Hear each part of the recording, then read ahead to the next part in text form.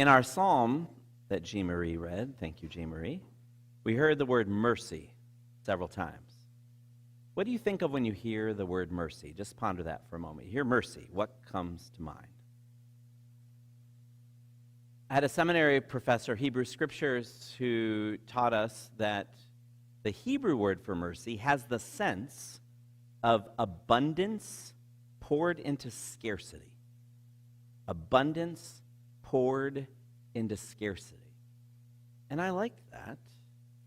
That feels like a good image for mercy.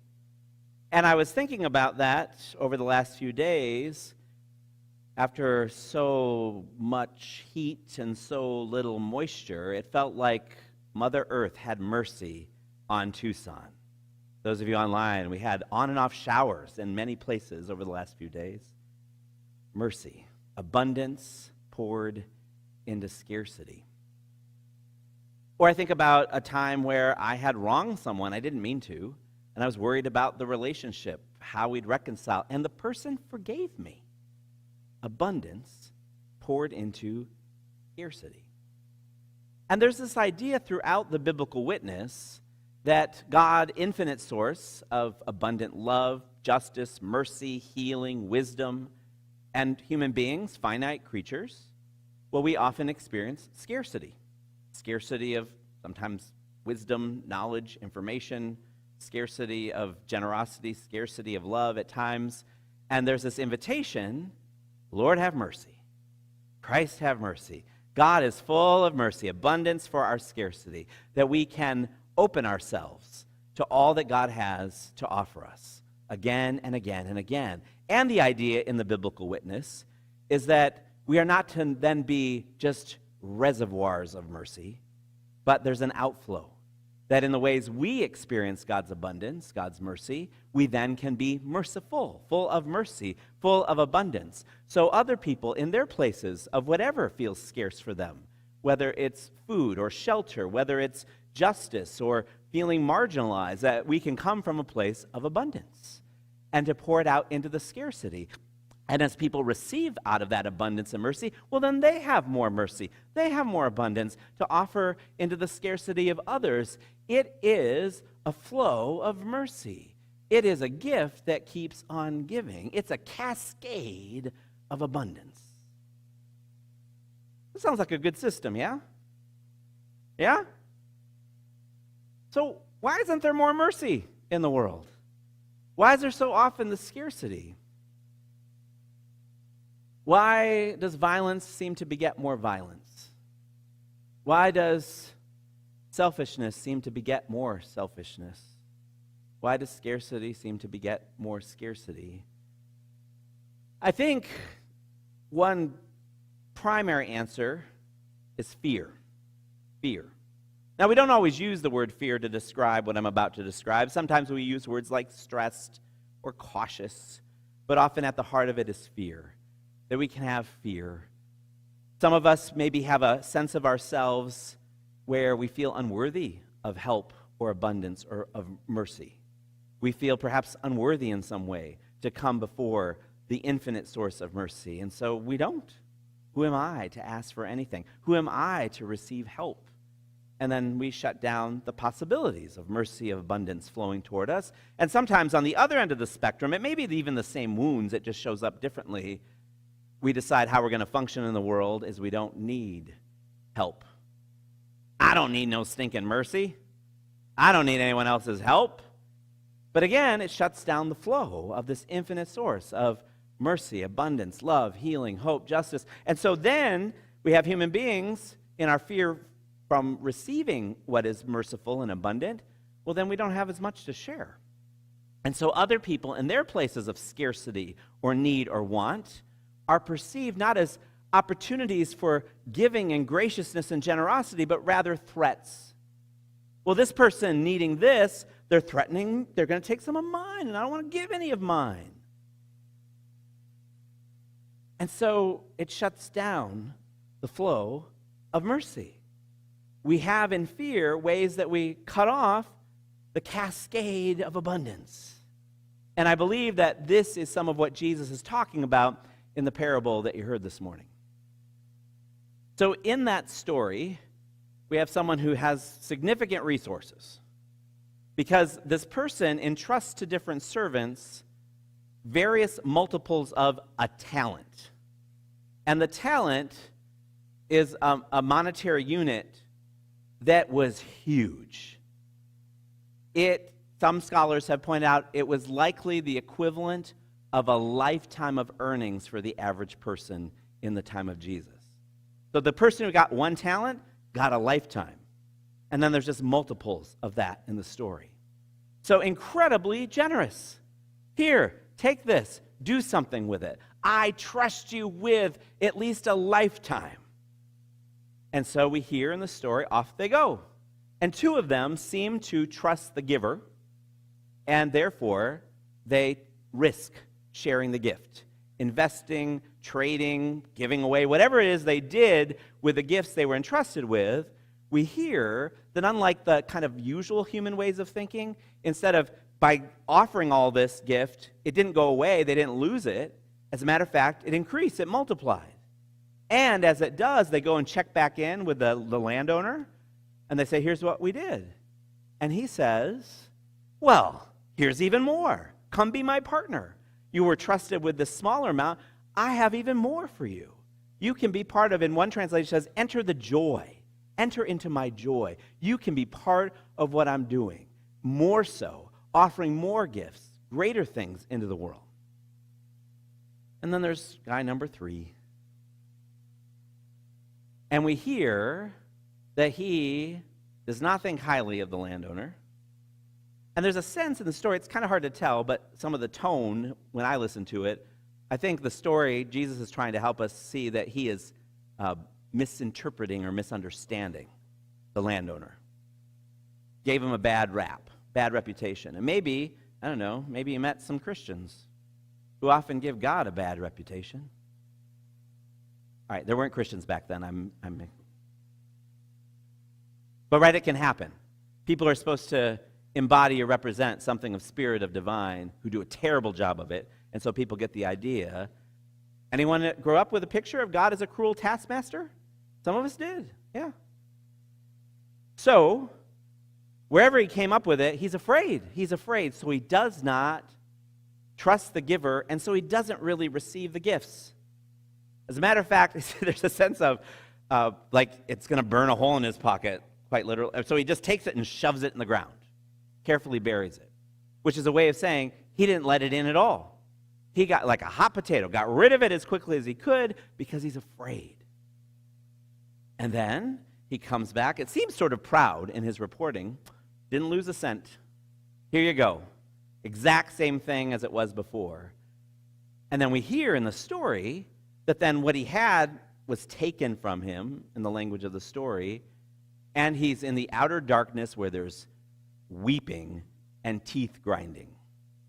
And by the way, I think that picture, I don't like it, but being in the shadows, crying and grinding teeth is a really good description of life lived anxiously. That's a picture of what fear-based living looks like. And that, I believe, is what Jesus is doing with this parable, with the other ones we've had, I don't know, 4 in a row, parables. And often they have really bad endings, right? These are not like nice bedtime stories. Something bad happens at the end. But again, the reminder, Jesus does not tell these stories to condemn anybody. Jesus is not telling this story so that if you're like, oh, I was bearing my gifts, too bad for you, weeping, teeth gnashing, you're out of here. But more of a story that says, well, if you're not actually receiving the gift, then it's like you don't have it at all. You've lost it. And you're living anxiously in weeping, teeth gnashing life. And so he tells the story, say, you don't want to live that way. You don't want to do that. There's no life in that for you or for anyone else. He tells these as cautionary tales, not as condemnation. And I have to keep repeating that because the church overall in the centuries did a terrible job of that. Did a lot of condemnation stories, and it was wrong and it lied. The church was wrong and it lied in its condemnation stories. Jesus was not a condemnation person. Jesus was a turnaround embrace, and there's more life, more love, and you can be part of it person. And so there's this picture in these stories that Jesus tells and throughout this scriptural witness that there's this God who's the source of love, generosity, healing, hope, visions of justice and strength and courage, and that we, in our own places of scarcity where we feel lacking those things, we can come into that presence of God, which sometimes is spiritual practices, sometimes it's through another person, but we can come and receive mercy. We can receive help. We can receive abundance poured into our scarcity, and then we have more to share. We have gifts multiplied, and then when other people are in their places of scarcity, we are merciful. We are not afraid of them. We don't have to withhold. We don't have to build higher walls. We build bigger tables, and we love, and we heal, and we help, and we hope.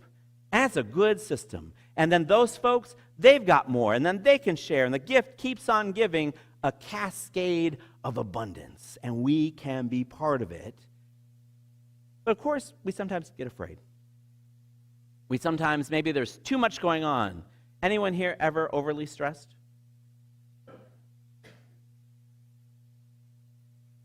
Especially in the holiday season. It's the most wonderful time. Not yet. We're not here. But, some stations are already playing this song. We can get stressed. We can have triggers of past harm or trouble. And then the fear's right there. So then this, for me, is a reminder, the story is saying, well, we could lean into the fear. But then there's also this idea, because we see that story of the guy who's cautious and just buries everything and shuts it all down, that that's no way to live for him. That we can instead, when we're in those places of fear or caution, we can, and I'll explain in a minute, but we can throw caution to the wind. And I don't mean that in the way it usually gets used, where it's like careless instead of careful, but I'm playing on the notion that in the languages of our Bible, the Greek and Hebrew, the word for wind, pneuma in Greek, will you say that with me? Pneuma? And in Hebrew, ruach. Ruach. Doesn't that sound breathy? Ruach. Well, these words for wind and breath also are the same words for spirit. The same word to describe the Spirit of God, ruach, pneuma. And so in those places of fear or caution, we can give them into the wind, the breath, the Spirit of God. And perhaps for us, some of that's meditation or prayer or talking to a close friend or a therapist or a spiritual director, but that we don't just lean into that and shut the whole mercy system down, but we offer that to the breath, to the wind, to the Spirit, so that there can be the flow of God's presence and energy and love and courage in us, and then we have it for others, and the gift keeps on giving.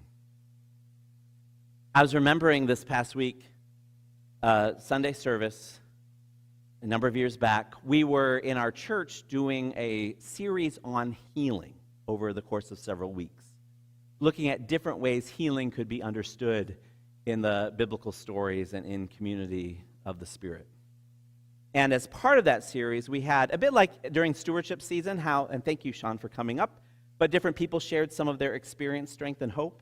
So in that particular series, some different people shared short stories or experiences of their strength and hope in the world. And I was nervous because I knew the person who was coming up to share was really nervous.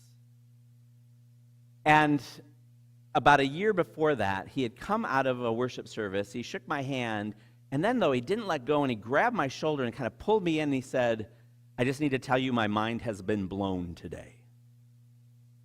And I want to talk to you about it. Okay? And so we did.